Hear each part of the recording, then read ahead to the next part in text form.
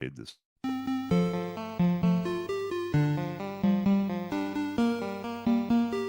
Lock them into positions of hopelessness and helplessness. The government gives them the drugs, builds bigger prisons, passes a 3-strike law, and then wants us to sing God Bless America. No, no, no. Not God Bless America. God Damn America. That's in the Bible for killing innocent people. God Damn America for treating us citizens as less than human. God Damn America as long as she tries to act like she is God and she is supreme.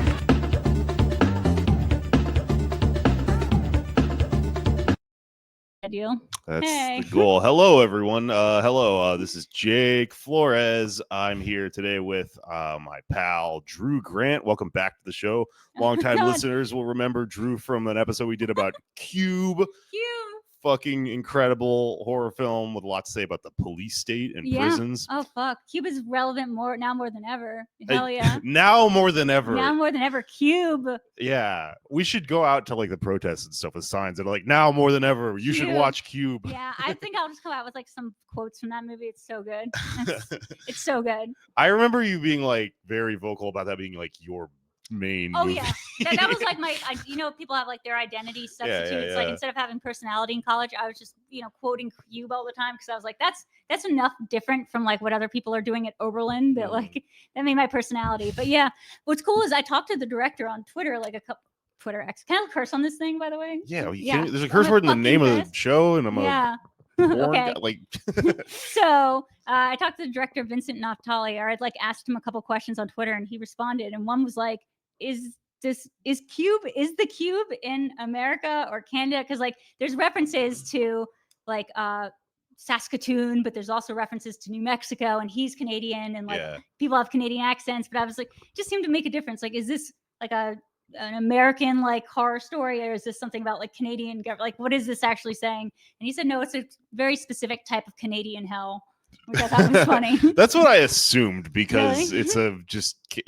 I mean, Canada has like its own arts funding. It was funded through the Canadian Art Fund. No question there. But like what was making a statement on Canadian or American kind of. Well, I guess what I would argue is that I think Canadian like cinema, you can't separate the Canada from it because that's like why stuff is able to get made. Like, why is David Cronenberg allowed to be so weird? Why does Guy Madden exist? Yeah. Like, why does Guy Madden that's just the question. Why does Guy Madden? Why does Guy Madden? Mm-hmm. Yeah, Guy Lives Madden. That's what I'm always saying out there. That's the show, baby. All right, welcome back, Drew. I'm so happy to talk to you because, first of all, it's been a long time since we've seen each other. Cool. I used to work for Drew. Really great time in my life. But Drew let me go away with a lot of insane stuff at the New York Observer. We had so much fucking fun. That was a watermark for me. Like again, like the 2015, like anything before 2016, where like you could have a job in media, just giving people money to do cool shit. You did some really cool shit. Like Jake had a really cool column for me where he'd write like a day in the life, or no, it was like a day in the life of a character or a thing in like a show, but it was always a different thing. Oh no, wait, sorry, that was somebody else. You did the fucking. I'm sorry, I did the millennial thing. Millennial thing. I was like day in the life millennial. You did the millennial reviews. Oh my god. Well, there was sort of a character constant that I was writing as. You know what's so funny about that? I've wanted to bring that character back. I know. He texted me that. He would do like so the concept of the piece. Now I'm on the right track. Was it's a millennial reviews. So he would be reviewing shows like MASH and Cheers and stuff like that, or X-Files and whatever.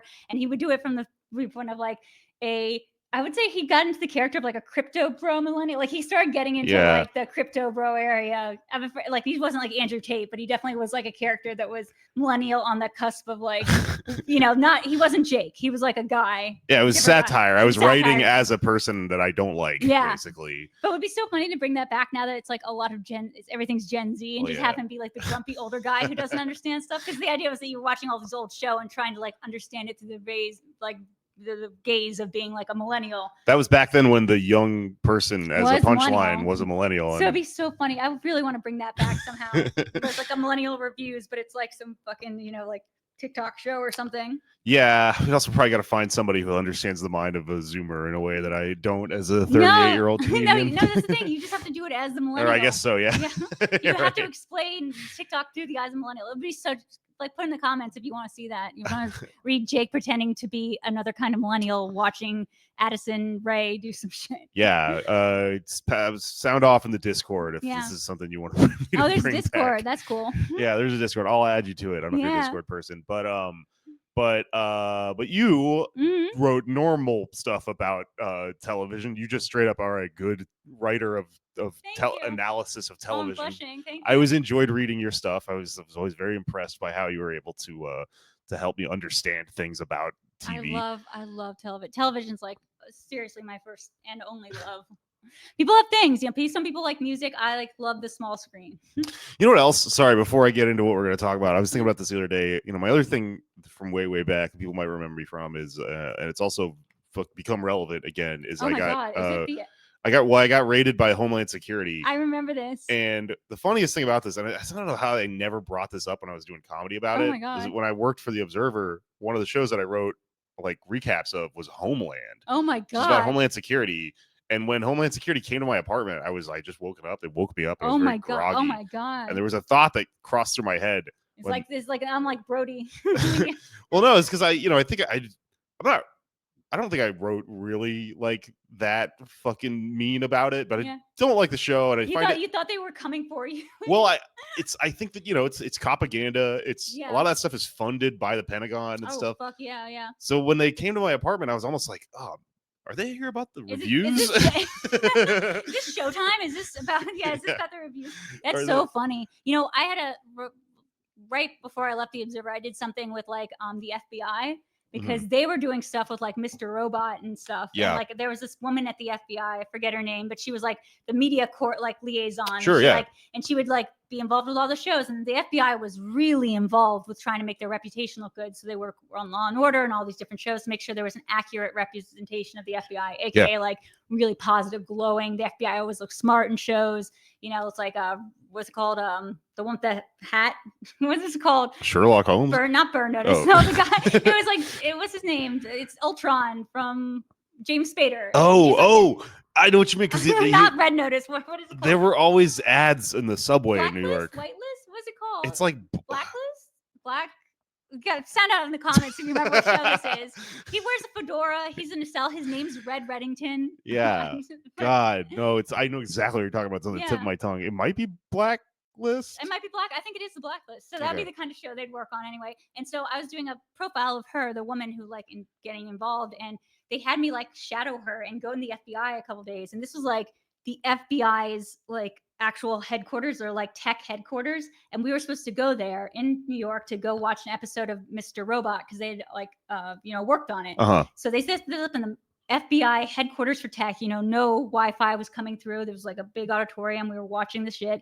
They had the guy who created the program there, Stephen Esmail, I think his last name is. He's so that was going on, and they started it up, and you could see the screen, and there was no audio. It was the beginning of this thing. There was they couldn't figure out the audio, and they were trying all these different jacks, and you couldn't. Oh wow, they're just like us. You couldn't stream it because there was it's the FBI. It was a black box. You couldn't get anything in and out. So finally, one guy was should we just go to Radio Shack? And I was Radio Shack closed 5 years ago. What the fuck? You guys are the FBI. You can't get the HDMI input working. I was there for 2 hours. It was funny. Every time I do a podcast because we just start DIY, we just set this up and my mic wasn't working, and there's always this moment where you're oh fuck, it's so annoying.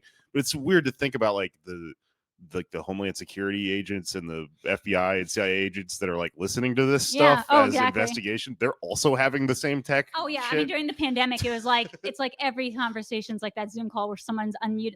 You have to unmute yourself. You have to unmute yourself. You have to unmute yourself. Okay. They can't. Yeah, they can't. They can hear you, so they're what? Yeah. And then forgetting to mute yourself. I mean, the whole thing is a fucking nightmare. During the pandemic, though, I got really into Streamlabs and doing now I forget the name of it, but doing the back end stuff, what's the name of that system where you record stuff? Anyway, OBS. OBS. And shit. Yeah. OBS. That's what I meant. Yeah, I got really good at OBS and doing all that stuff. I'm gonna get back into it soon. So yeah. I think the end arc of all of our careers as people that have been journalists and artists and whatever is we have to become fucking streamers and shit like that because that's the new entertainment. It's like I'm not even very mad about it. Videodrome, you know, it's the new like Flesh or it's whatever. A new Flesh, and I'm not even mad about it. Like right on, brother. We're just all gonna have to learn to use OBS because what people increasingly want to consume is like just another person existing through a fucking screen or whatever. Or in the case of one of the things we're going to talk about, a platform called Dummies. Let's talk about Black Mirror. Okay, so initially, I have a lot of questions for you about a lot of sure. shit, but initially I was like, we should talk to Drew about the new Black Mirror because it dropped out of nowhere, and I remember we talked about a couple seasons ago. A couple seasons ago, we got into it. And I don't know. I have so many thoughts about this show. It's good sometimes, it's bad sometimes, and it's trying to be about society, and sometimes it's right, and sometimes it's wrong. Yeah. I think the guy who makes it is kind of dumb. So like sometimes when he did, and he writes all of them. So if he's dumb, that's going to go across every episode. Yeah. But then sometimes dumb people, like he just hits stuff like, and then like maybe he's not that dumb, but like I think sometimes it's like what if your iPad has a knife? It's one of the, there was a tweet once that said, "What if your iPad had a knife?" And someone tweeted, and it was like every Black Mirror episode. Yeah. And I'm like, I'm so frustrated with him. I can't figure him out because I don't expect him to be good. But sometimes the show hits. Sometimes it bangs. There was an episode last so we're talking about season 7 here, the one that just dropped recently. And the end of season 6, there was an episode called that was put on a different thing. It was called Red Mirror. It was like the last episode of season 6, and it was the one about like the demon. It was called Demon 69, and it was like demon who came to this Indian girl, and was like, "You have to kill 3 people, or the world's gonna end." Yeah. And then it became like kind of this beautiful Doctor Who episode at the end where he's like, "Okay, like the world didn't end. You didn't kill the people. Do you want to go into like eternal nothingness with me, and like we can just be like companions?" And like she was like, "Yeah." And so this demon and this girl kind of like walk off as the world is ending. And it's a beautiful, I don't know, they put on like beautiful music to it, and it's so poignant that you're like, fuck yeah. But that was the one that wasn't about if your iPad had a knife. Well, see, the last season, the one where they had like Aaron Paul and stuff like that. Oh, yeah, that was cool. I like that one. No? So that episode, yeah, I really liked until someone just tweeted a fucking plot hole that I never get out of my head. What's that? So that episode, they send the astronauts into space, and then they have like these like robots. Bodies. Yeah, they have human bodies so they can hang out with their family and stuff. And somebody was like, why don't they have the astronauts be on the ground and then the robots in space? I was like, wait a minute. Like they never really. Holy shit. You know what I mean? Holy shit. It's like maybe there's a plot reason you could say like, oh no, they have to be up there because what if like the robot doesn't work or something? But like, I have to pause this podcast so I can just go text everyone. Holy shit. You know what I mean? Like I just sat there for like 30 minutes, like, wait a minute, and it ruined the episode for me. But But you just need like a 1 or 2 dialogue being like, "This takes human hands," or like something like that. Like I don't know. You're right. It's so stupid. But so that season, that was the first season that had come out since like 2020, and I remember thinking like, or since like 2017, I think. Yeah, it's right since 2017, and I just remember thinking like, this is so weird because this show's whole thing is like dystopian future, and then like it's gonna go. So he now has to play catch up with everything we've done, you know? Yeah, well, the world like became really dystopian in a lot of ways, and so I expected this person's point of view to be like, oh, like now there's all these new things to talk about. And they never made Black Mirror for a long time. Mm-hmm. So when that new season came out, first one since 2017, I guess, I thought it was odd that so many of the episodes weren't about technology. Yeah. They were just horror. Yeah. And like, sure, it's a fucking show where every episode's different. Yeah. So great, do like a werewolf episode here and there or whatever. Yeah, no, the werewolf episode absolutely was Zazie Beetz. Yeah. But I just felt like I was like kind of like dodging the central premise of the show at a moment when we're all like, do it, like say something about what's happening. You give the iPad a knife. Come on, we want to hear it. Yeah. That's funny. But yeah, I agree. There was definitely a vibe last season. As much as I like that last episode of like, it's almost like he got bored with the concept. And I think he said that in interviews. Like he's like, now that I think he literally said in like 2020 when COVID happened, he said, now that everything's become Black Mirror, it's no longer fun to like write a Black Mirror. Oh, I see. But then I guess he got his energy back because now he's doing it again. Yeah, or maybe somebody paid him or something. Yeah, or maybe Netflix paid him a bunch of money. I feel like, the new seasons I really like because I think ever since he moved to Netflix, it's been like a focus on making sure the worlds are all interconnected, like making sure there's a timeline and like see, people can be in and out on that, but I really like that you can like follow the tech from episode to episode, and like everything feels, at least in some episodes, very grounded. Like you're like, this tech it's the first kind of technology that seems weird. Like the first episode this season was like, that's just our world, and there's a new tech product out, you know? Like it's not like everyone's in space boots flying around, or like in those riding those bikes from 5 million merits, you know, like trying to earn enough some things, you know? Yeah, this new season, it seemed like they got back to being about tech. They had that consistent motif with it always being the same, like, thing you put on your temple, Well, kind yeah, of. that's the ZIs or the grain. It's two different things. Okay. But everyone, do you know in the UK and South Korea and China, it is illegal, it's punishable by death to not have those things implanted in your brain? I mean, not the things that makes you go in the video game. That's a different tech. Those are nubbins. But the thing that lets you record through your eyes, or the thing that lets you like play back all your memories, that thing is like this weird police state thing. But yeah, that's like the grain is different than the cookie. It's a whole different universe. This is all, you're describing the laws in the universe of Black Mirror. Yeah. Okay, I see. There's an episode like in the season that came out. No, this was in the season came out in 2017. There was that one with that chick who almost won the Oscar for whatever I'm trying to say here. I forget her name. Andrea Riseborough, where she did that crocodile episode where like she accidentally ran over somebody a long time ago, her and her boyfriend. And then what happened was he came back like 5 years, 10 years later, and she accidentally killed him. And then she realized that she was accidentally caught in like some CTV, like someone had actually looked at her while she was killing someone. She had to kill everybody like on the list of everyone who had seen her. And this is like an early season one? No, this is 2017. Oh. Basically, it was all like the idea that like people have things in their head, whether you see them in the episode or not. Yeah, they have their things in their head they're recording at all times. Like one of the early episodes had like the very shape of you or something, the very something of you, was like the lawyer, and he's like playing back his memory, like he's playing stuff through his head, and it's all this video stuff. And then he found out his wife was like cheating on him. Yeah, I remember that one. Yeah, so like that tech is just in Black Mirror. Whenever you're watching Black Mirror, just know it's illegal for them not to have those things in their head to play back. Oh, okay, yeah. See, the thing is, I watched midway through Black Mirror, I started watching every episode. But the first few seasons, I'm like, oh, I caught one here or there. I kind of liked it. So I haven't seen the whole thing. So I think I didn't really quite pick up on what you're describing there being like a constant universe. Yeah. But this new season, they started bringing back old characters and stuff. And so I started to go, oh, wait, there is like some there's kind definitely of cohesive. And it's definitely a multiverse. We kind of established that like last season with the Red Mirror because the world explodes. But like there's a multiverse. So there's definitely different universes. But they had this episode, Black Museum, that came out right when they started Netflix. That was like their attempt to be like, here's the timeline. Here's how the tech developed. And so like, yeah, we can go into, I wrote it all down, all the tech. Yeah, you took I took notes. Yeah. Please tell me. Well, I mean, like where I get confused is there's like the cookies and the nubbins things. And those are the things that let you go into like a world, like the eulogy episode of this season, or like the USS Callister things. They're like the cookies basically take you from the world and put your little avatar in there. Yeah. So like your avatar exists somewhere else. That's the cookie. Or like the Hotel Reverie thing. Yeah. Basically what they're doing is creating a cookie of you and putting it, San Junipero, like they're making little cookies of you and putting that consciousness. It's like a separate consciousness. It's not you.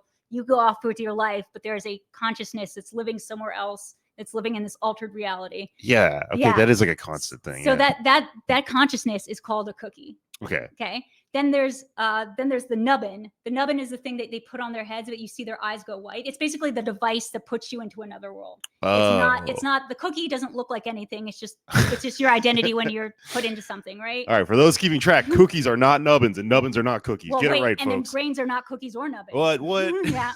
What's a grain? A grain is the thing that lets you record everything in your head. It's put it right behind your ear, and like it records everything you're seeing. So like people can play it back for, let's say, if you're in a car accident or something, you need to see who did shit. It's basically that's what the government requires you to have. Everyone has it's some timeline on this. Everyone has something in their brain that's recording at all times, basically, like a total police state. I see. Yeah. Okay. That's crazy, right? Yeah. Okay. So that is all constant. Yeah. I didn't realize that. So what do you think Charlie Brooker's like getting at there? I mean, it's pretty obvious. It's like it's just the police state thing. People would, if you frame something as entertainment or like making your life easier, people will take on the role of police state. People would love to tell on themselves. People would love, you see this with like January 6th. Like people love to just like document the dumb shit they're doing, and be like, here, I was here at this time.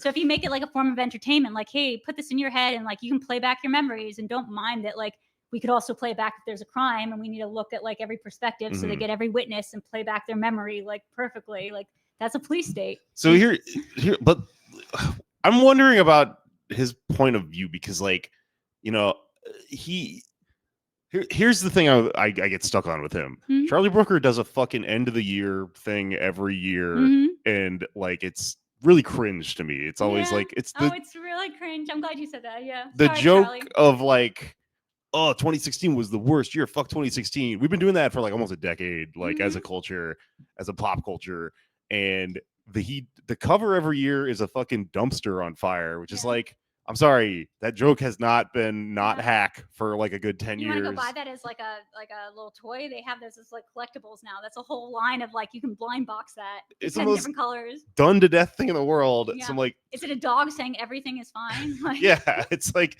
you know, and I'm not even knocking these jokes. I'm just like, I'm a comic. Like we have to understand when things become hack. You can't do that joke. Everyone already knows the joke. Your job is to come up with a new joke. Yeah. And like, that's just beat to death. So this guy, I'm like watching these things and I'm like, all right, this doesn't strike me as somebody who I would think is really smart.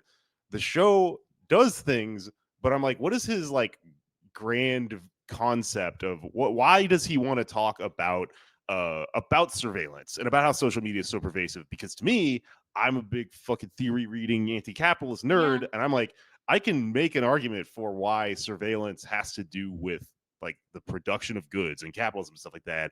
I don't really like think that he can get there. If I was betting, but the first fucking episode of this new season is pretty good. Yeah, like, that's a great one. But I think it's like, look, if you're asking about his view, I mean, query whether he's just the literal definition of a millennial reviews. In that he's gone from being like the person that has the pulse like on every texting, I think like a decade ago, like that was, you know, like, wow, the prime minister's fucking a pig, like crazy, to being like, now it's a decade later, tech has moved so fast. He took time off because he's like, shit's just gotten too real. So now he comes back, and I feel like there's a sense that he's like, these damn kids. There's almost like a sense that he maybe is not as good at keeping up with some of the tech that even exists. Okay, yeah. Like, you know? Right. That's interesting. For his personal point of view, he's like, yeah, so he's starting to get more like negative about tech as it escapes him and stuff. Yeah, and so I think like honestly, I think the best episodes always in Black Mirror are the ones that focus on how tech interferes with like, you know, a very personal, very like real story that tech is just involved with. You know, like the very first one in this episode is like devastating. And whenever it's small like that, as opposed to explaining a whole world where it's like a bunch of different things and they're explaining like 20 different kinds of tech, and it becomes more about the tech than like the people involved. Yeah. Like the stories where I can't remember who any of the characters were or the famous people that played them, that's like problematic. Yeah. I forgot there was a season in 2019. I forgot there was one, and I don't remember any of the episodes in it. They had one good episode, the Striking Vipers. Striking Vipers was my favorite. That was the one that was like 3 episodes long that season. Yeah, it was like a weird half season. That was a good season. But Striking Vipers is one of my favorite ones. Oh, I ever. love it. I like.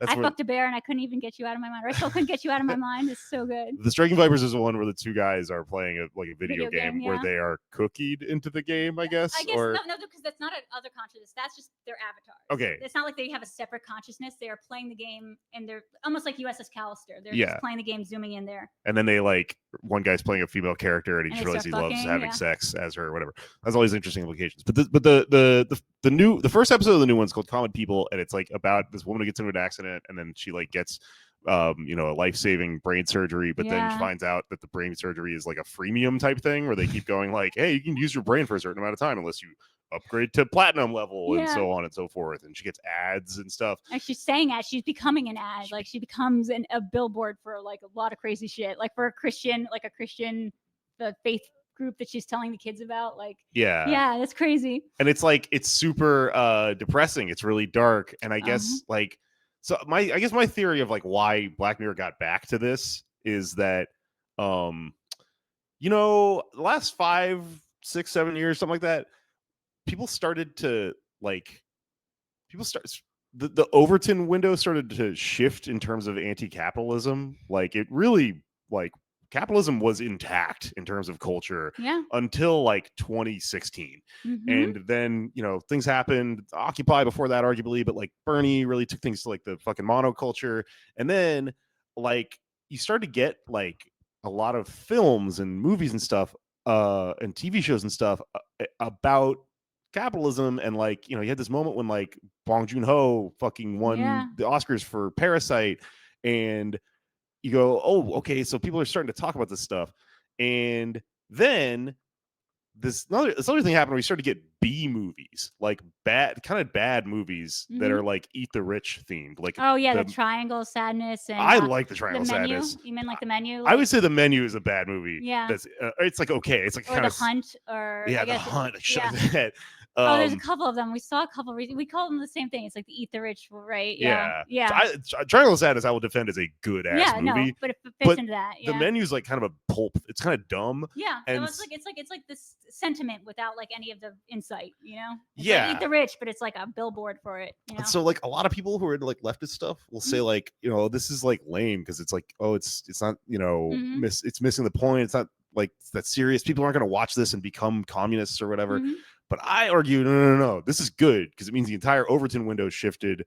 And if movies get made, movies are just a reflection of where things are at, right? Yeah. So Black Mirror getting really dark, to me, I think that's just a reflection of where things are at. I mean, think about the name of it, like Common People. Like the thing that's so scary about this episode is, it's not. It is a pulp song, but it's not scary because she's being an ad, or it's not scary because it's surgery. It's scary because it's just they're one paycheck away from like the wife just losing her mind. Like it's just like they're working and you feel this hustle. Like you feel that. Who doesn't feel that? Like me and my partner just lost our jobs like 2 days ago. Like, do you know like the mental breakdown that happens when you're like, I was just paying paycheck to paycheck. I'm living like, are they going to come repossess my brain? Like I have no way of paying shit. Like, unless you do this Dummies thing, which I guess is like their OnlyFans, except, okay, so this site that they have like in this world is like, that's saying the thing about the brain, river mind thing that's letting you live, which there's a lot there, but there's also this commentary called Dum-Dums. It's a site where people do dumb shit for money. You can pay somebody to like pull their teeth or use a dildo, and that becomes a thing when the guy starts doing it to raise money for his wife's like subscription service. But what's funny is my partner worked at that site. There is a real site that Dummies, like I don't think Charlie Brooker knew about it, but like it was a site. It was run by Alki David, who's like the heir to he's a billionaire heir to the Coca-Cola bottling fortune. What? And he had this studio in Beverly Hills. My partner was like a editor for like his thing, and he had oh my God, what was the name of it? They had like a early website, like an early thing in like 2016. That was like an early streaming thing that was like people just pulling their teeth, shooting themselves in the leg. And what? People could pay money. People could just pay money to do this. And like there's like a documentary about him somewhere. Like that shit was crazy. Alki just paid the largest amount of settlement for sexual abuse, like, or sexual harassment thing in an office that's ever been paid before. What? Are you fucking serious? Oh, this is so crazy. So he used to have a space in Beverly Hills, and I know this because I went there for the Observer because Kato Kalin worked there. So it's like, and they also had like oh my God, this was like Black Mirror. They also had like a hologram company. Like this whole thing was crazy. Yeah. So I was like, I don't think Charlie Brooker ever knew about this website that like had Andy Dick coming on, and like they were just throwing to people. Just like Dummies. Like imagine it. Like it's a site where you pay people who are just average people like to do dumb shit, and they can raise more money doing it. And it's just people drinking their own piss. It's people like putting dildos up their ass. And it's like just for the schadenfreude of it all. Yeah. Yeah. I mean, he's saying something kind of interesting in the episode, I think, about how like on the one hand that sort of exists, for like for the people watching it, it's hilarious, and then like one day you end up being like, oh no, I have to be on it, and you become the content. It's like a commentary about the like sadistic nature of the internet and how it's kind of cuts out a lot of the fat in terms of exploiting people, so we just get straight to like this weird fucking murder room, kill room, darknet sort of territory, like really quickly. The Red Room, was that the name of that movie? Came out recently, the French movie. It was so good. I'm sorry, I thought you were. It's like that French. Well, that's like a thing that I'm like, those are probably real, but they're also just like urban legends you hear about all the time. Like, oh, I heard there's a Red Room in Pittsburgh somewhere or whatever. But yeah, so like that's like what that's what that's supposed to be about in the show. He's trying to say something about that. I didn't know that was fucking straight up real though. I don't think he knew it was real, but it is real. Of course it is, because it's like this is the same guy who like paid hobos to battle each other, like like he called it battling bum fights. Yeah, but like his was like an elevated version of that, where they'd be just basically early version of streaming. He really did like have his like the thinking man's bum fights. Yeah, it was like Twitch before there was Twitch. He was streaming everyone doing stuff, and he'd have like a space in Beverly Hills where people would just come in and be weird and like grotesque and stuff, and it's nuts. But like thinking about it, like I wonder if Charlie Brooker just doesn't have his mind on the right part of like what's dystopian today. It's not the it's not the devices, it's not the tech, it's literally the stuff we use, like it's like the software, it's the social media sites. It's like he's kind of addressed it before, but well, like, it's also the capitalism, because it's like capitalism. for me, like a lot of like leftists are very against tech, like because it's increasingly being weaponized against us, and it's like sold to us by the most evil people. We all hate Elon now. Everyone understands Elon's fucking a Nazi and all this shit. And the tech itself is often the thing where like it becomes very popular to like beat up like fucking Waymo when you see it or something like that. Like it's like funny because you're like, Waymo, it's too it looks too real to me. Like I feel so bad for it, like a Wall-E or something. But I get the sentiment, because you're like, oh, I'm in RoboCop now. I need to fight against Skynet. That's a different movie, Terminator or whatever. But to me, like, I think if you understand like what's evil about capitalism, you kind of understand that like the tech kind of arguably to some degree is like a neutral thing, that it's like, well, if we made it work for us instead of for some guy, unless if we cooperatized like ride shares instead of having it all go towards the company that is Lyft, then that's a way that it would help people get around, right? And that's like the whole premise of kind of the left on some level. So like with him, I think what I'm getting at is I think we're watching Charlie Brooker start to figure that out. Oh, because you think he's becoming like a woke, or like not woke, he's becoming like a leftist? Like, I don't think he's like becoming a leftist in the sense that he knows it. I think it's just that if you just think about these ideas long enough, you will just arrive at this, where he's starting to figure out that the evil isn't just it isn't just the existence of tech. Right. It's like what it serves, and what it serves is you have something like a life-saving fucking surgery that could serve like saving that person's life. And then the arc of the episode is realizing, oh, no, that's actually serves someone else. It serves like someone making a buck off you, and then we're all kind of at their expense. So like the fact that he said he kind of doesn't, he hit a point where he didn't want to make the show anymore because he said this thing, he had this sentiment of it being like, well, what's the point when we live in this now? I think it's really interesting, because in order to feel that way, he had to feel like the world was okay before, and it was like comfortable to live and stuff. And things got worse around 2016, 2020, all this stuff on some level, arguably, for sure they did. But the other shift that's happening is that we're just understanding that we were already in hell. That's like what happens when economic conditions get worse, is people start to realize like this is always fucked. And we were living in a fantasy before where we were like, what if there was a TV show about how awful things could be, right? That you can only think that way if you're like under the fucking haze of thinking like everything's fine. So he's I think he's grappling with this thing of like everyone is kind of, where they're like, oh wait, no, whole thing's always been fucked. And he's starting to circle the drain and figure out what actually the center of the fuckedness is. And I think you're right. It's something just like supremely and discreetly capital. It's like a capitalism. It's not the tech, like the technology is evil. It's like the people who wield it, right? And it's like the soulless companies. Like the idea is, if someone came to you, like let's say your person was in a coma and they said, okay, there's something that could save them, but like it's going to cost you like $1,800 a month to keep them alive. And people have made these choices before. It's also like a testament to like healthcare. Like this was also very much a healthcare related episode, which must have been hard for him because he's British and gets free healthcare. But like it was a thing of like how much healthcare costs to keep someone just alive, you know, and how much would you pay? But the fact is, the episode doesn't, to have an arc, the episode doesn't present it's like she can be alive for $1,800 a month. It's presents as, we have this life-saving procedure, it's free, and then it's like $300 to remove the ad. It's like another $500 to like, it's like $300 to like do this, and it's $500 to like get out of the like area that they live in. And it starts piling on. So the idea is just the way that like they hide these charges, and it's just the way that capitalism, like the way it's gone now, this late stage capitalism, is like the microtransactions and the way they kill you on these like servicing fees. And I think he really is getting to this point of like, that's why I say it's not the tech, it's the like, it's like the software, or it's like the apps, I guess, you know, or it's like a lot of things where it's just like, there's no way to get out of that mountain. It's like interest that you pay on any debt. It's just compiling, where like no amount of money can like keep up with it. I did think it was funny though, that like this was a show where you can tell that Charlie Brooker is at that stage of like Arrested Development. How much can a banana cost, Michael?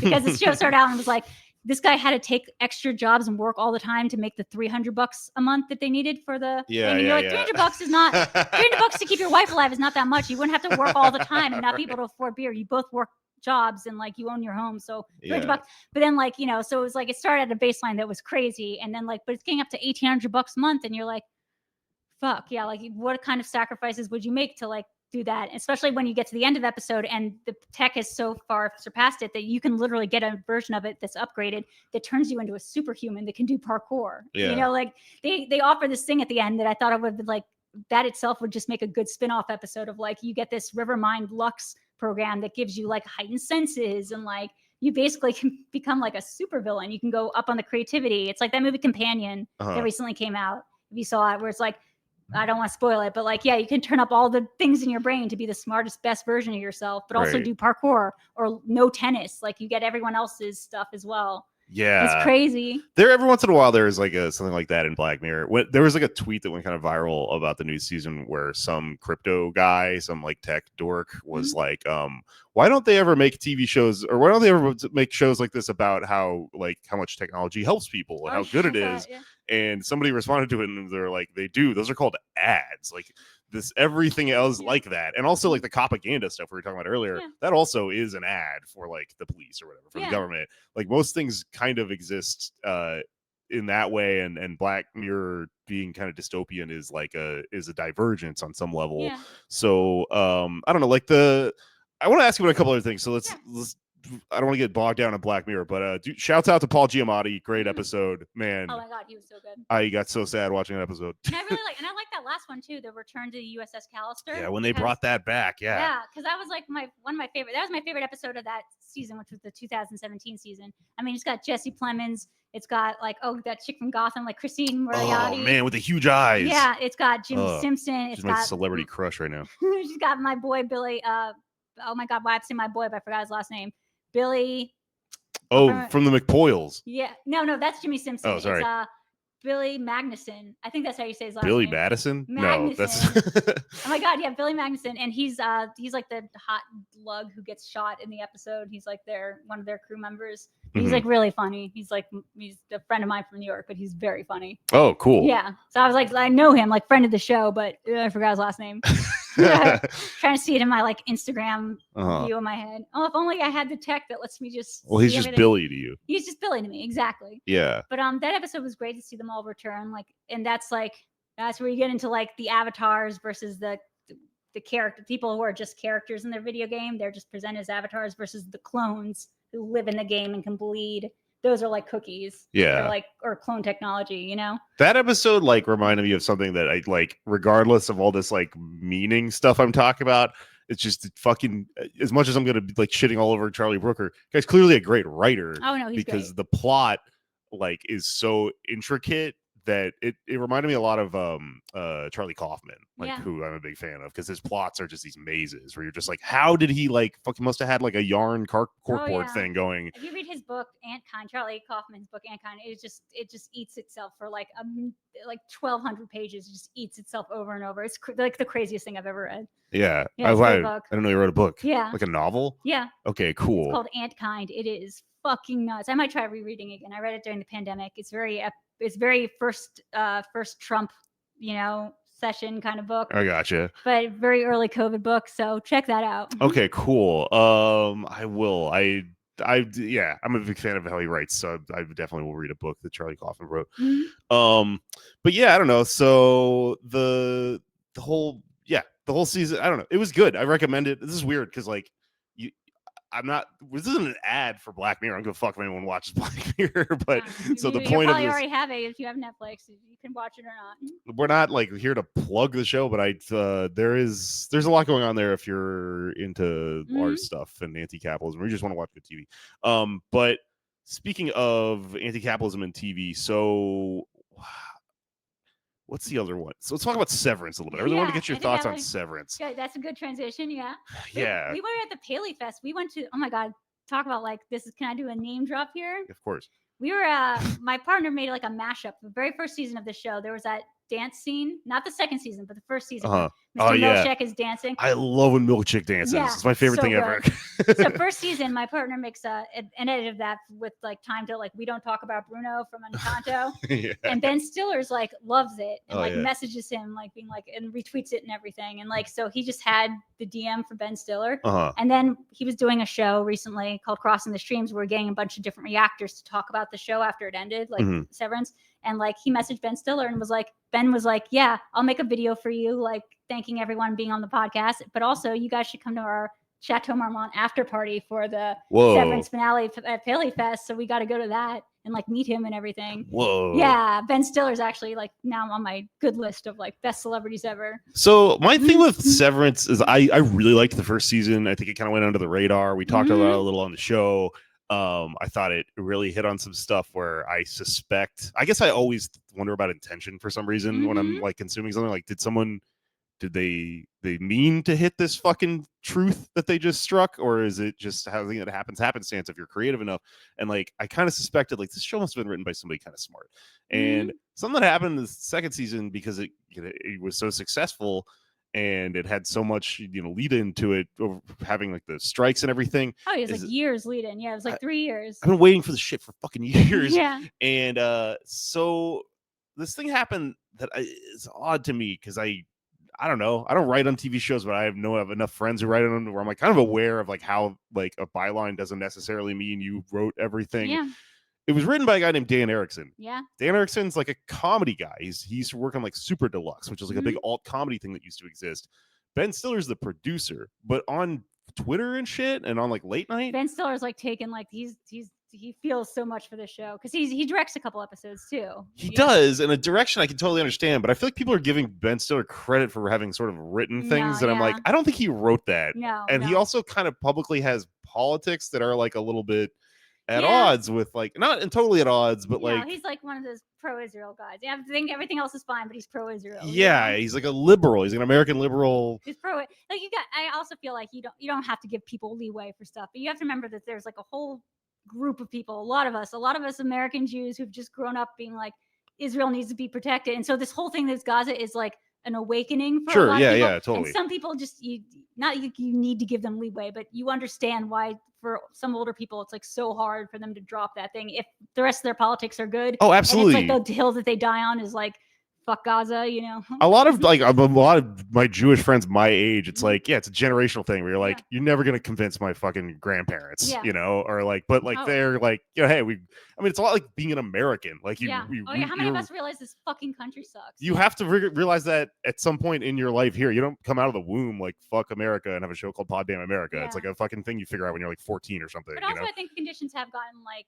you said, like it's always been bad, but we're like noticing it now. But I also think post 2016, like fuck America. Like it wasn't. I didn't feel like fuck America so much as like maybe the world was bad in 2015, but like fuck America, like specifically us, like fuck us. We're like the fucking monsters. We're number one at being the worst, Yeah. Oh my God, we're leading the charge. Vladimir, no. we're the only one not in active war, but like according maybe not to Pete Hegseth, but but we're doing all the things. Like we're about to invade fucking Canada, as far as I know. Like we're one step away from being fucking Russia. Yeah, we hate the American government at this show. It's called Pod Damn America. I never get to talk about it though, so so if you guys want to know where I'm standing, fuck Israel, fuck America. Always good to Russia. just get that in on an episode every now and then. We America's bad. Yeah. So but like with Gaza, all the things. With someone like Ben Stiller, it's like, but also like I'm really into politics. I'm really into film and movies. I don't combine them in such a way where like some people that are really nerds about politics and stuff and are really concerned with like something like Gaza, like I'm not gonna watch Severance now. And it's like if you go about the world consuming things like that, you're not gonna have a whole lot of shit to consume. You can also watch it with that in mind and like think about it, and it's like all in there. But he's not the creator, cool. Also like you said, like it's not his baby. He's come on and he's the famous face of it, but like he works really hard on it. There's some things on it. This is different than say Last of Us, which if you know about Last of Us, the guy who wrote the video game Last of Us, he did make make that about Gaza because Yeah. he's Israeli. So that's something where I could see being like, all right, I don't know if I can want to watch this because it feels like watching like Harry Potter at this point or something. Oh, that's about to say, like the where the line is drawn for like what you will watch based on like the politics of the person who created. Like, think that there's a million people who make a thing. The thing that like I think we're gonna have to draw the line on, if you're into this, if you believe that you shouldn't like use the art of somebody, is it's gonna have to be the Harry Potter show, because like we saw J.K. Rowling like donate to this. She's using all the money that you're giving her to watch this Harry Potter show and promoting this new show that's coming out. She's using all that money to support anti-trans legislation. So it's not even like, oh, like hypothetically, is this art supposed to be supported? It's like, no, the money that you're giving her is directly going to support like anti-trans causes. So like, I can't really watch the show. Like, I can't. I mean, there's like a fucking crime think ass, like very basic cliche that goes around in anti-capitalist circles. It's been the thing forever, which is that there's no ethical consumption under capitalism. And it's something important to keep in mind because like as subjects of capitalism, we're trained to think that our action in the world is buying shit and not buying shit. So sometimes people get too into that. Like you had this like thing happen a couple weeks ago where people did like, we're not gonna buy anything today, and everybody laughed at them. Yeah, so we're like, that doesn't do anything, right? Yeah. To some extent, I am kind of a there's no ethical consumption person. But with fucking J.K. Rowling, it's actually, she's literally taking the money and using it directly. Yeah. So you should not buy that shit. And I would also argue, if you ever liked that shit, I mean, I have a fucking Harry Potter tattoo. I liked Harry Potter at some point. Yeah, it's a fucking dark mark. Oh my God. I really like that shit at some point. Yeah. But if you understand what's happening enough, it's not even entertaining to watch anymore because you just can't not think about it. It's going to make you fucking sick. You know? It's weird because she always says, like, people are like, Harry Potter, like, how can the person write Harry Potter hold these belief systems? And she's like, how can you not see that, like, Voldemort was, you know, now this trans thing? And you're like, no, like, that's absolutely not true. Like, you become like Dolores Umbridge. Like, are you kidding me? Like, how, like, fucking become Dolores Umbridge? Like, are you serious? Like, how mildew brain are you gotten? Like, that you don't think Voldemort was going around like a trans kid? Like, what the fuck are you talking about? Like, the Death Eaters were not like a bunch of like, I don't know, like fucking Democrats like going across the aisle trying to make trans bathroom things go. You had Polyjuice. Polyjuice made people like into different people. Right. You think everyone who drank Polyjuice was like a fucking sick in the head? Like, what are you saying, JK? She's like destroying her own thing by retconning a lot of the story too, because part of it were arguably good, and then she's going, no, I didn't mean that. I meant something else. Yeah. But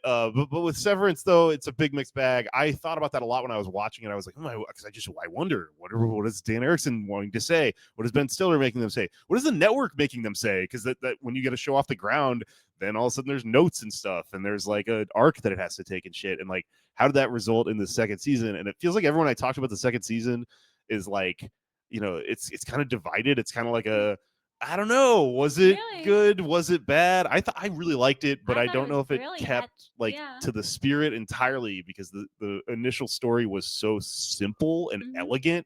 It reminded me of like Office Space, or like there's this old Herman Melville story called Barnaby the Scrivener. Of course, yeah. I prefer not to. Yeah. Like something like that. And then it's just, they just expanded it.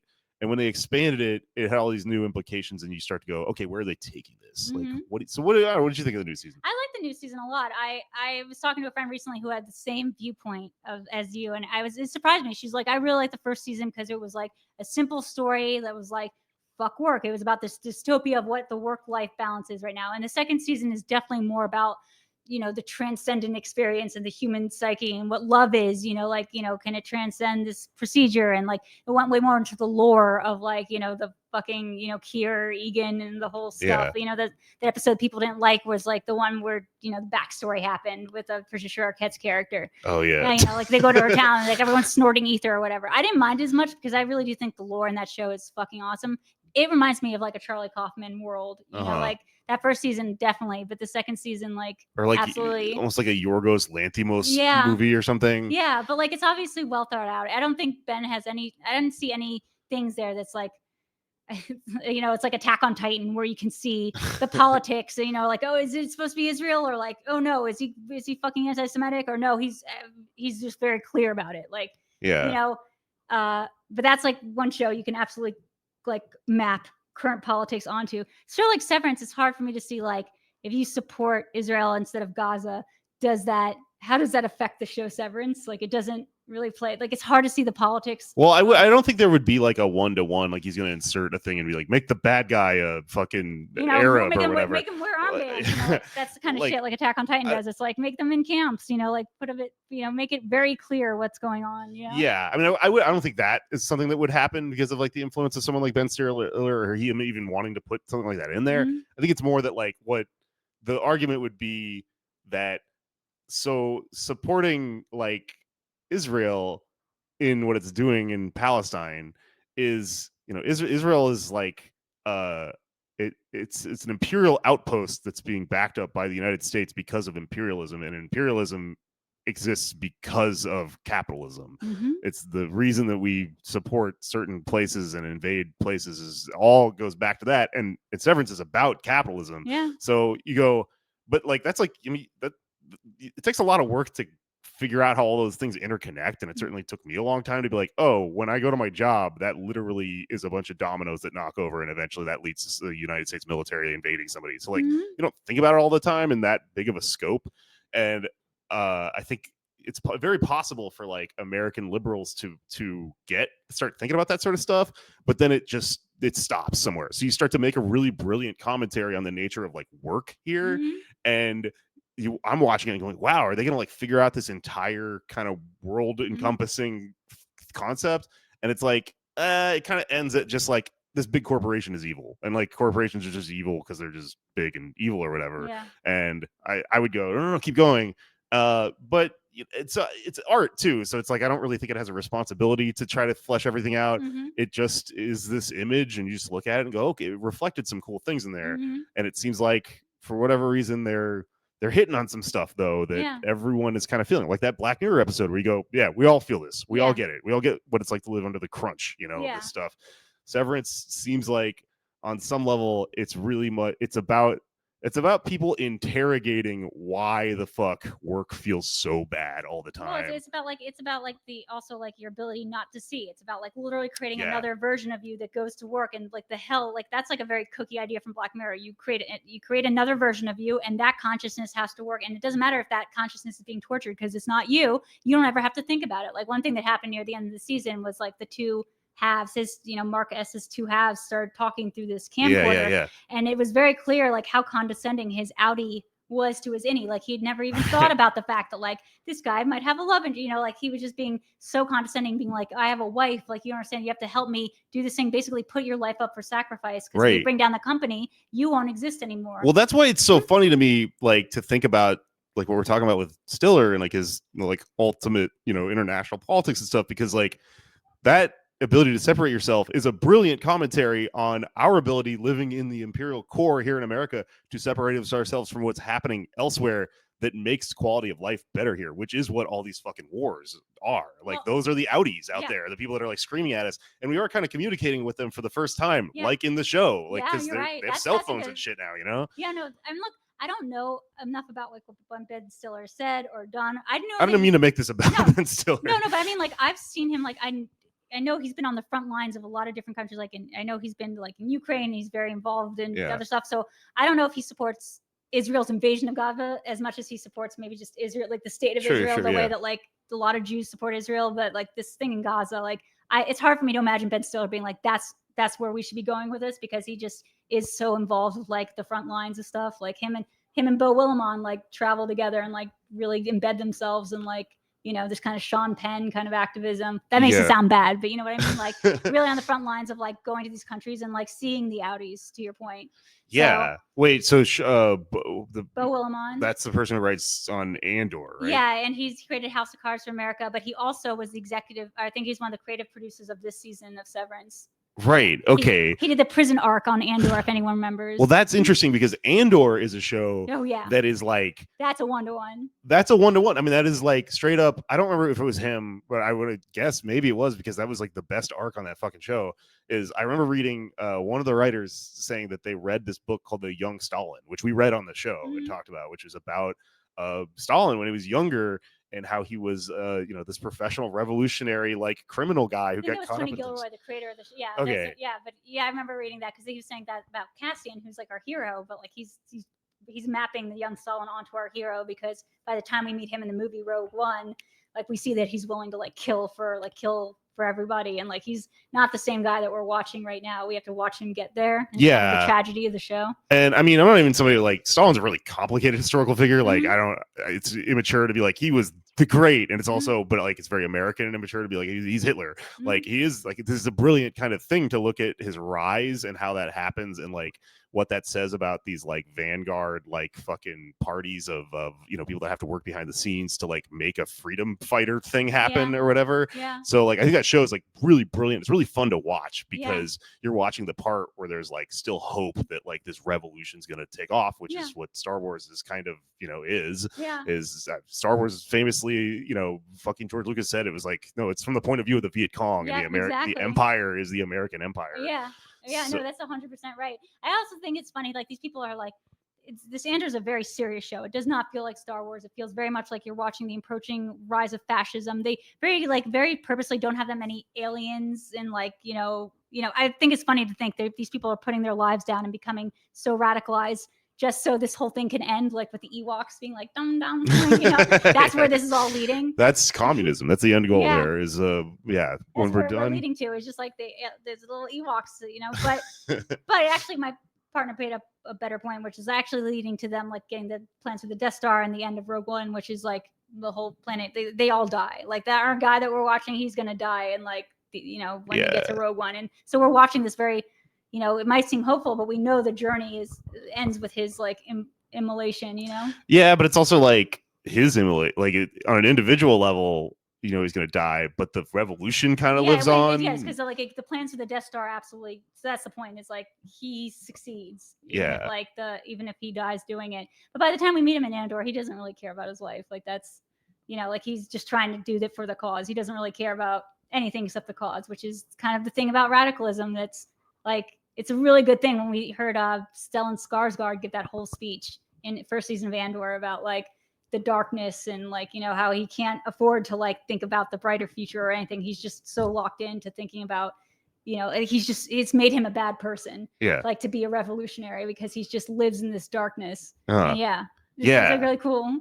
Oh, it has such depth with like talk about. I mean, people are like nerds about that sort of stuff. When that show came out, when like, holy shit, how did they fucking hit? Like, how did they really, really articulate this like really specific stuff that I think a lot of us kind of think about when we're reading history. Like when I read this book about the young Stalin, I remember kind of like, wow, it's a lot of complex issues there. So that to me is like, that show really, it's a really great example of having like deliberate politics. Whereas like Severance is more this artistic kind of rumination on stuff. And it's just like kind of using creativity to seek out like answers to these questions of like, why does life feel like this all the time? Why do I feel like Bartleby the Scrivener all the time? Where I just want to like fucking check out of this thing and like. And I think Black Mirror to that point is like it's almost appearing as if it's about the politics and the real world stuff, but it's actually trying to do a Severance. Like Black Mirror would love to be Severance. It's really just trying to make a commentary about the human condition, but like it's so stuck with like, what if iPad has knife that like that like it can't reach the Severance levels, like it's really trying to tell a story about people and the interpersonal stuff, but like. Which is what you're saying, I think, is that Severance kind of becomes the art that's not about, it's like timeless. It's not about this period we're living in the way that like Andor is very much a product of fucking this period that we're living in. Like it's hitting so good right now. Have you those memes that are like a bunch of characters and it's like has sex, knows what sex is. It's happening in my head right now thinking about these three shows because I think we just drew like a really interesting kind of thread through all of them. And it's like Black Mirror thinks it knows what's going on, doesn't know what's going on. It thinks it fucks.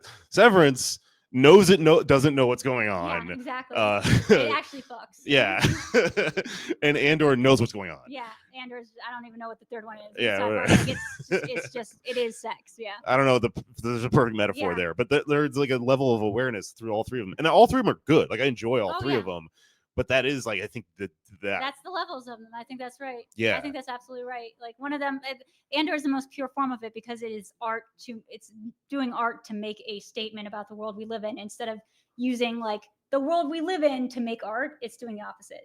Black Mirror is like, let's take some stuff from like our world and like try to use that to make it a statement about culture and people. Whereas like Andor is like, no, let's use the art to make a statement about this to actually look and reflect the world we're living in. Yeah, that's know? really interesting. There's like different levels of how much of it is our reality and theirs and what Yeah. the perspective is and stuff. Man. Okay, so the fourth thing I want to throw in here as we round this out is so this is crazy. And I almost didn't bring this up until we were talking before the recording, and you said you had read this also, but I've been reading a lot of old books lately. Yeah. I just read Frankenstein. Yeah. And I was thinking about Frankenstein because I was thinking about like the backstory of it getting written and stuff. Oh yeah. Which is fucking Mary Shelley, which is married to Percy Shelley, and she was, the daughter of like a famous kind of feminist and like a famous novelist. And they get into this like she's on like a trip with like Byron and all those people, and they get into like a contest, and they just challenge each other to write a scary story, and she writes Frankenstein. And there's a horror movie based on it called Gothic. That's starring Gabriel Byrne, and like it's like takes place at the mansion that weekend, and it's like a horror movie, but like it's about like that weekend that they create all those stories. Cool. Yeah, that's really cool. That weekend is so funny to me because it's like from so long ago, but it feels like a bunch of like I've been on that trip to an Airbnb to do mushrooms in the woods with my friends. That retreat, where you just go fucking insane. Yeah. But like a lot of people say that it's like the first science fiction story, or at least arguably like the first of a certain kind. Yeah. Because it's like maybe impossible to like really pin down where that concept is or what science fiction even means. But I was reading it and I was like thinking about Black Mirror, and I was like, this is kind of the first Black Mirror because it is kind of like she's talking about technology, which is like this new thing at the time. About like using the electricity to like make dead things come back to life. Yeah, it's absolutely like I'm not saying it's the first one, but it absolutely fits in the parameters of sci-fi. You could argue that it's that type of sci-fi. It's not like Star Trek where it's like, oh, we're gonna discover new things. It's Black Mirror. You're right. It's this thing has never been done before, but like, what if?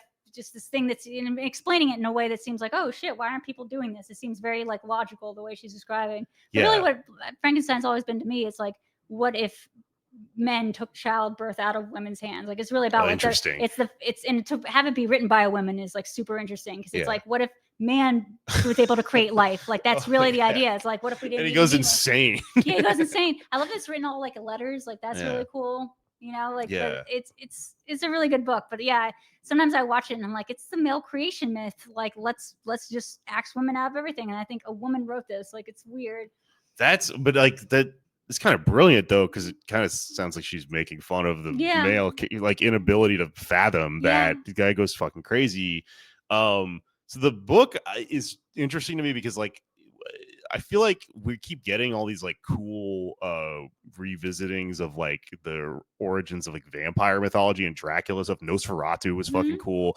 All of those Nosferatu movies, Bram Stoker's Dracula is like, I'm gonna take it back to the origins here. I love it. Frankenstein is only remembered for the goofy like kind of like 1900s stuff. He's remembered as the monster. The actual story is like it's way darker and like way cooler. It's not even that much about centered on him. He's like the reveal at the end, but it really is, or like it's you know what I'm trying to say. It's again like Black Mirror. It's like he's the thing, but like it's much more about the story, like the saga of how he's created and like what he feels inside. I don't know. It's like hard to describe, but like them creating a Frankenstein, the actual monster it's almost like how we just say Frankenstein instead of Frankenstein's monster. It's like that whole thing is how we think about Frankenstein. We're like forgetting that Frankenstein is not the monster. It's like the guy. We also think of him as this like he's green, he's a square head. He's like a philosopher. And he's like kind of just mad. Yeah. But in the book, he's like he learns English by watching some weird villagers, and then he like gets a hold of a bunch of books and he reads like Paradise Lost and stuff. And he becomes really, really smart in a short amount of time. Yeah. And then he becomes like but he uses this new knowledge he has to fathom what's happened, try to reintegrate into society, gets pushed back because he's like a disgusting corpse or whatever. And then he becomes really, really disgruntled and he's like, fuck you. And he wants to kill everyone. Yeah. And like, he's kill his creator specifically. Yeah. Right. That's a cool thing too. Thinking about it, like he really reminds me, if you just took away what he looks like and just think about that as a story, it reminds me of like, what does that sound like? That sounds like a very specific kind of trope, right? You create something and then it gains consciousness and then it's like, fuck you, the creator. It sounds like what's his name? David from Prometheus. It sounds like an android.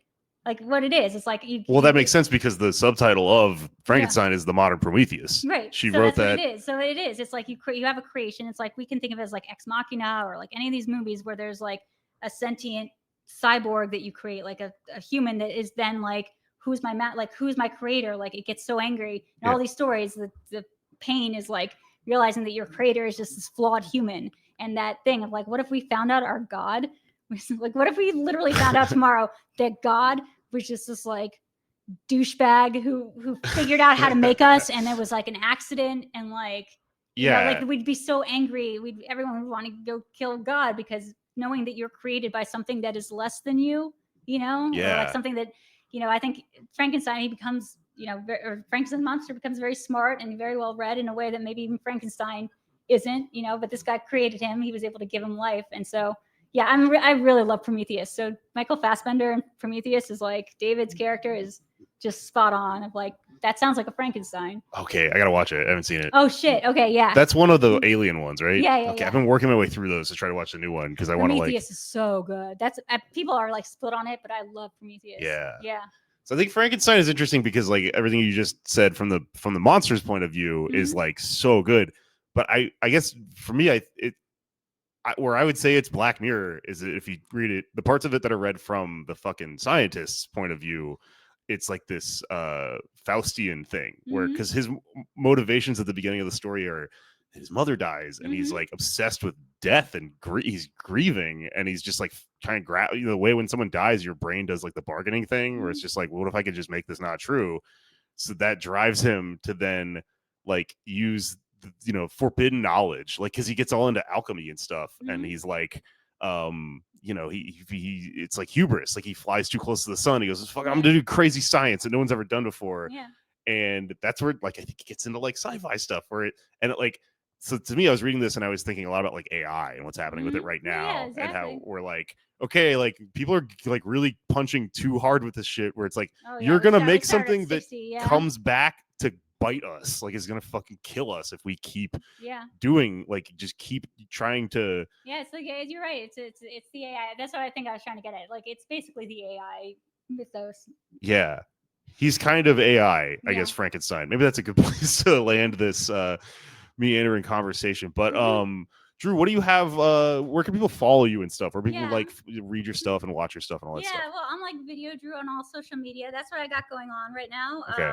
I'll let you guys know. I have something else cooking up in the works, but you can just find me at Video Drew. That's where on all social. That's where you can find me. Okay, I'll plug that in the notes and everything at Video Drew. It's very consistent. Yeah, very consistent. It's good to have a consistent handle at Feral Jokes and everything. If you don't know that. Cool. Well, yeah, I think we got I think we got a good good theory out of all that. No, what's going on with TV. I'm impressed. I like what we did here. Yeah. Yeah, it feels good. I'm definitely watch Prometheus. Okay, thank you for talking to me about TV. Thank you guys. Bye.